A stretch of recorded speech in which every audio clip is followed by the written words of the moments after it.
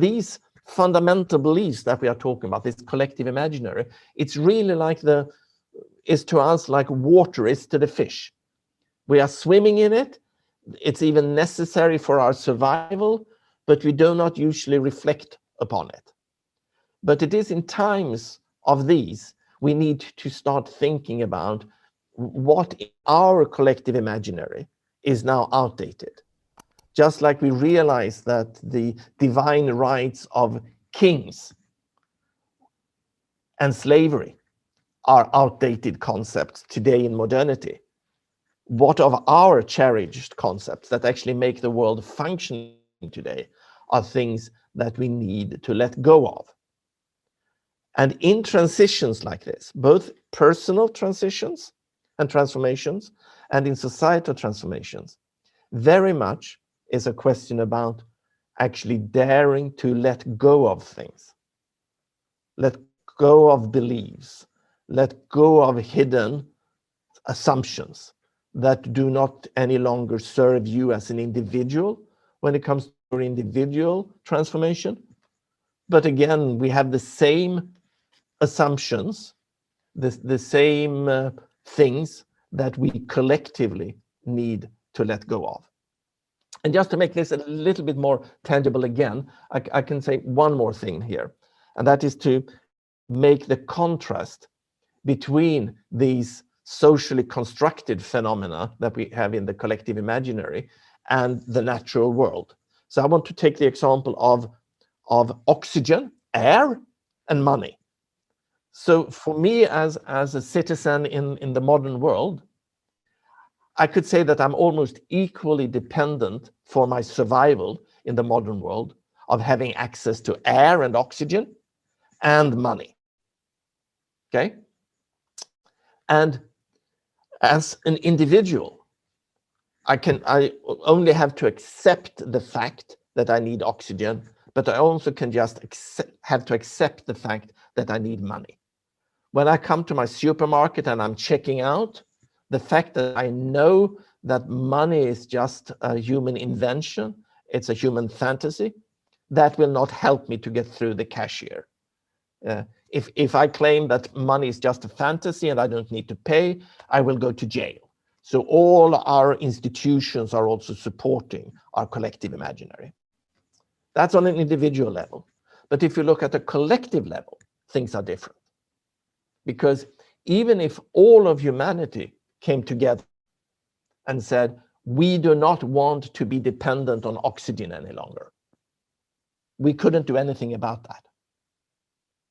But if all humanity came together, or even just a nation state came together and said, we don't want to believe in money any longer, we want to find another way to allocate goods and services tomorrow, then money would be gone. But the interesting thing is that we sometimes seems to conflate this and believe that, for example, the planetary boundaries is something that could be up for negotiations, whereas the market forces we have to obey, when it's of course completely the opposite. We have to obey the planetary boundaries, whereas the market forces is something that is under our collective control. So understanding these deeper layers of society that we usually take for granted will become very, very important in this transition that we are now in the beginning of. So social imaginary is actually the thing that makes, for example, fiat money function, right? Yes. Yes. Yeah.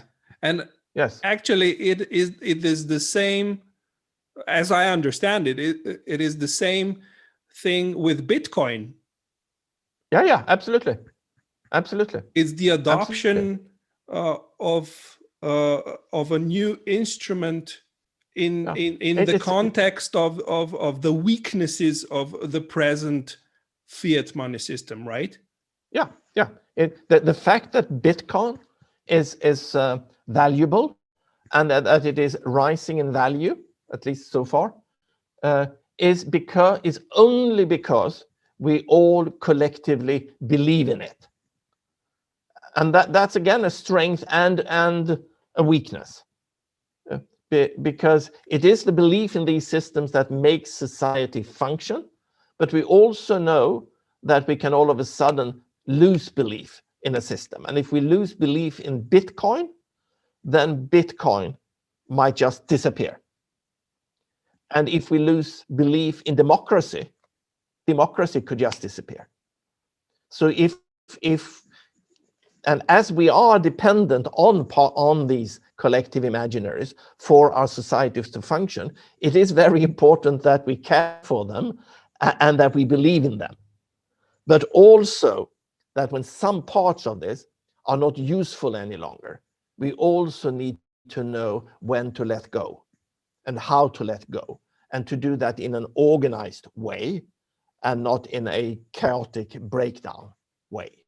And that is the discussion I think that we need to start right now. How can we manage this transition rather than, as it has mostly happened before in history, through a revolution or through war or through a breakdown and suffering?